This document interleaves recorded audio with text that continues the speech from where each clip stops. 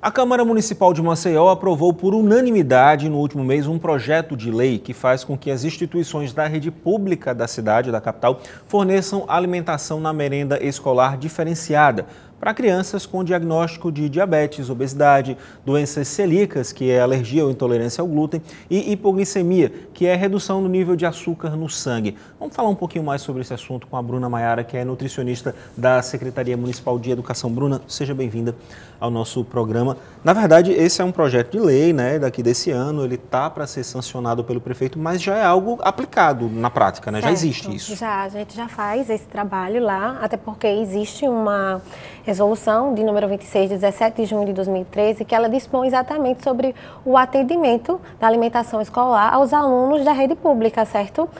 No âmbito de um programa, que é o Programa Nacional da Alimentação Escolar, que é o PNAE.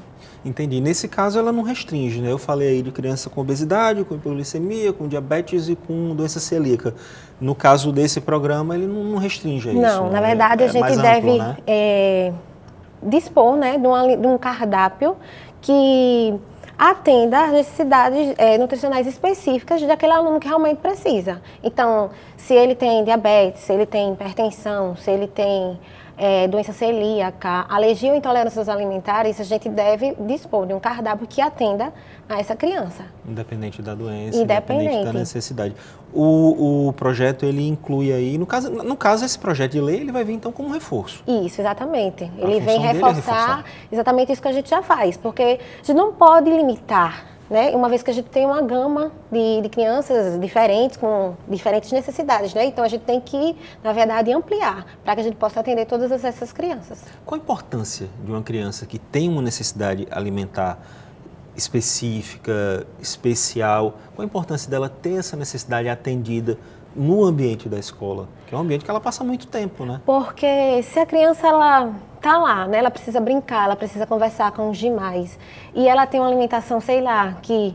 eu não vou participar desse momento porque essa alimentação não me atende. Então, ela exclui o convívio dela com as demais. Ela fica excluída do convívio com as demais crianças, né? E a gente sabe que essa alimentação é importante, não só para o crescimento e desenvolvimento dela também, mas também para o rendimento dela escolar. Porque se você não tem uma alimentação, você fica várias horas sem se alimentar, como é que essa criança ela vai estudar? Certo? Então começa a ter dores de cabeça, começa a ser uma criança inquieta, ela quer participar sem poder participar, então ela tem o direito de participar, uma vez que a alimentação também é um direito social. E muitas vezes, infelizmente, muitas dessas crianças têm na merenda escolar uma das principais fontes de alimento do dia, né? Porque falta em casa. Isso. Então ela tem que ter isso garantido também na escola. Agora o projeto ele inclui supervisão aí de médico, de nutricionista, de onde é que vem esses profissionais? Eles já atuam? Como é que funciona isso? No caso, deve provavelmente vir da Secretaria Estadual de Saúde, certo? Ou a municipal, porque ultimamente a gente, esse acompanhamento a gente realmente está devendo. Né? A gente pediu que no ato da matrícula fosse preenchido o formulário, fosse mandado para a gente o laudo médico, todos os exames, a história clínica, para que a gente pudesse fazer um cardápio especial para aquela criança. Mas a gente está precisando de um retorno, de saber se essa criança realmente está aceitando bem esse cardápio.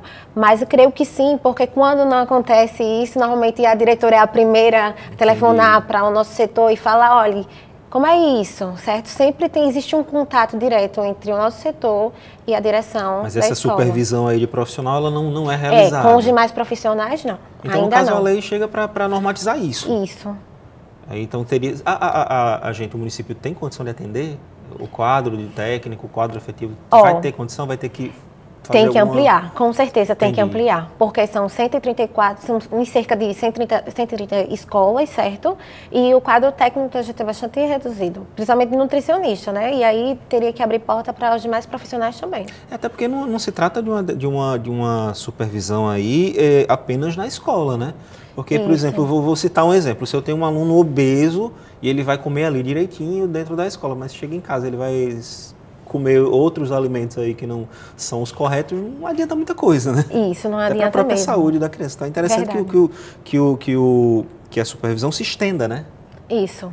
É muito importante que, é bom que esse projeto, ele, né, reforce exatamente isso, porque a gente sabe que a escola tem um papel muito importante, né, ela, inclusive nessa resolução, ela fala que é muito importante a educação nutricional, a educação de uma alimentação saudável, seja iniciada num ambiente escolar, só que a gente sabe que vai além disso. Então, ali é um espaço importante que ela cria essa consciência do que é bom, mas ela precisa desse apoio também na própria residência, né? Então, se realmente tivesse profissionais que pudessem fazer a supervisão também em loco, seria grande importância. Perfeito. Inclusive, essa lei chega para normatizar isso, então vai ser bacana. Vamos falar do cardápio, né? Eu tenho uma dúvida, na verdade, especificamente para o celíaco.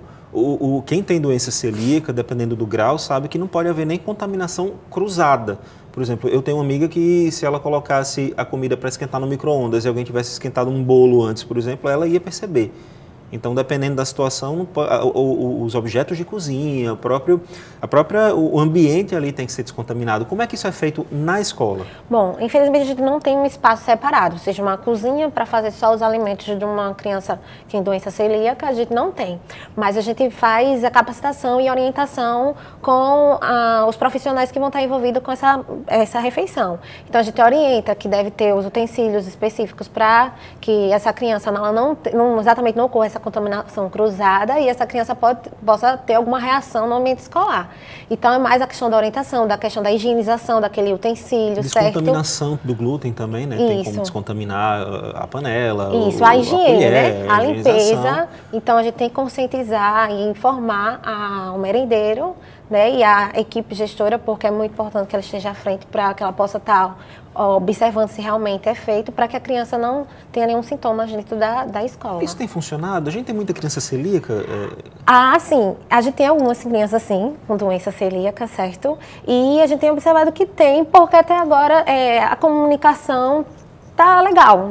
A gente não ouviu nada, nem ninguém ligou para o nosso setor para falar que uma criança passou mal, nada do tipo. Então, a gente acredita que realmente esteja funcionando. E aí, a gente faz um cardápio diferenciado, realmente. Essa criança não pode um pão francês, então a gente tenta inserir uma tapioca com queijo. Ela não pode um mingau de aveia, porque a aveia também tem glúten, então a gente faz um mingau recomenda, né, que seja feito num cardápio, um mingau de tapioca, certo? Então, tem todas essas informações, essas alternativas que a gente coloca num cardápio para que a escola ela esteja ciente disso. Porque para uma criança, né, você tem que cortar pão, tem que cortar tantos produtos. A gente tem como biscoito alternativo, biscoito polvilho, que ela não pode, outro tipo de biscoito, já que o biscoito normalmente ele é feito de farinha de trigo. Então, ela tem tudo isso. Ou então, a escola pode também estar observando o rótulo, comprando biscoito que realmente na informação tem escrito que é isento de glúten. Para o diabético e para o obeso, por exemplo, como é que se dá esse cardápio? Certo. Obeso, a gente ainda não chegou no nosso setor, na verdade, um diagnóstico com uma criança realmente obesa, mas a gente sabe que existe. De fato. De fato. Mas o que chegou foi para crianças diabéticas. No caso, a gente chegou a um diagnóstico com uma criança com diabetes. Então, a gente elaborou um cardápio. Na verdade, essa criança ela tem um horário diferenciado, porque ela não pode ficar muito tempo em jejum. Exato. Então, em 3 horas, essa criança tem que estar se alimentando. E então a gente também faz a troca, ela não pode açúcar, então é inserido o adoçante, certo, para essa criança. Biscoito, essa criança pode, mas que tipo de biscoito? Então vamos colocar um biscoito diet, então tem que estar atento no rótulo, certo? Porque tem que estar lá diet, mas observar se realmente não tem açúcar. Diet, em que sentido aí, né? Isso, em que sentido? Porque às vezes é uma redução de pode ser redução de sódio, pode ser redução de gordura. Exato. Então a gente tem que observar. Prestar atenção na procedência. Na procedência. É porque o próprio diabético, de modo geral, ele tem que ter aquela dieta restrita em horários. Aí entra o hipoglicêmico, né? Porque assim, hipoglicemia ela é comum em diabetes, mas ela pode ocorrer em qualquer pessoa. Certo. Não é isso? Então aí entra um aluno com hipoglicemia. Tem caso também desse? Na rede, ainda no momento não. não. No momento, não. A gente tem crianças diabéticas, crianças com intolerância à lactose, que nesse caso, quando tem intolerância à lactose, a gente substitui o leite por o leite de soja, certo? A gente não trabalha, por exemplo, ovos mexidos na manteiga, já não pode. Essa criança vai ter que ser feita realmente com óleo. Manteiga também não pode, a gente sempre faz uma substituição, requeijão não pode. Então a gente tem que estar trazendo para essa criança uma alimentação, mas, por exemplo, ela vai comer o ovo? Vai, só não vai comer um ovo feito com margarina ou feito com manteiga, no caso, porque margarina também a gente não utiliza no nosso cardápio. Entendi. Para o aluno obeso, né, você falou que ainda não teve nenhum diagnosticado, mas tem a questão dos próprios alimentos provenientes da agricultura familiar, que por lei o município oferece também, e aí já é uma boa alternativa, porque são alimentos saudáveis, isso, né? Na verdade... Ele tem acesso a fruta, ele tem acesso a vegetal. Isso, na verdade, a alimentação a gente deve colocar no nosso cardápio. Nosso cardápio ele deve ter uma alimentação saudável, adequada, variada e segura. Então, de qualquer forma, aquela criança obesa, ela está recebendo ali uma alimentação já diferenciada da casa dela.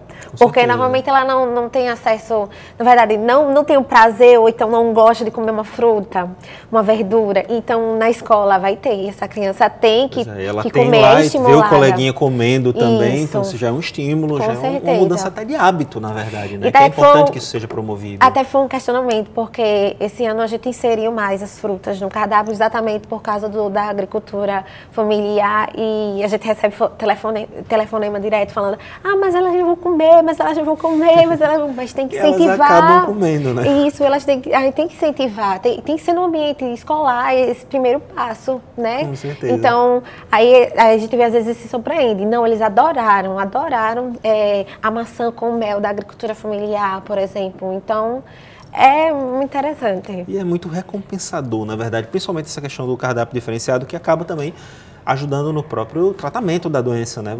Ele faz parte do tratamento, então você tem acesso a esse alimento da maneira correta, evita até que a doença se agrave, né? Dependendo do grau aí. Isso, com certeza. Bruna Maiara, muito obrigado pela sua entrevista, pela conversa, viu? Seja sempre bem-vinda ao nosso programa. Obrigada a você. Bom, o Pauta Especial fica por aqui. Segunda-feira a gente se encontra às 11h30 da manhã, com reprise 7 da noite. Bom final de semana para você.